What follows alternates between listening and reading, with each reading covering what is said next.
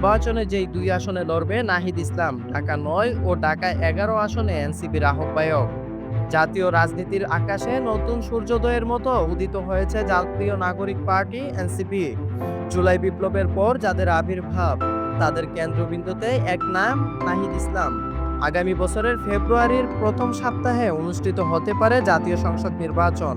রাজনীতির মাঠে এখন আলোচনার শীর্ষে বড় বড় নেতারা কে কোথা থেকে প্রার্থী হবেন আর কে কয়টি আসনে নির্বাচনী লড়াইয়ে লড়বেন, সে আলোচনার কেন্দ্রে এখন জাতীয় নাগরিক পার্টি এনসিপির আহ্বায়ক নাহিদ ইসলাম। দলের একাধিক সূত্র জানায়, নাহিদ ইসলাম এবার ঢাকার দুটি আসন থেকে নির্বাচন করবেন। একটি ঢাকার ৯ সবুজবাগ মতিঝিল, অন্যটি ঢাকা ১১ বাড্ডা রামপুরা। বিশেষ করে রামপুরার বনশ্রী এলাকায় কেটেছে তার শৈশব কৈশোর।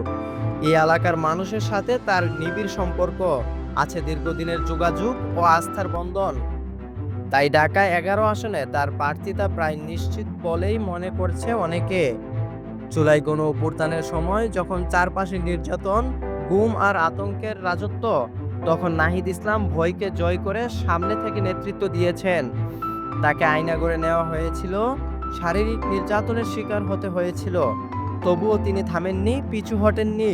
তার বলিষ্ঠ নেতৃত্বেই শেখ হাসিনাকে ক্ষমতা ছাড়তে বাধ্য করা হয়। বিপ্লবের সফল পরিণতি হিসাবে গঠিত হয় অন্তর্বর্তীকালীন সরকার। সেই সরকারে নাহিদ ইসলাম দায়িত্ব পান তথ্য ও সম্প্রচার উপদেষ্টা এবং টেলিযোগাযোগ ও আইসিটি উপদেষ্টা হিসাবে।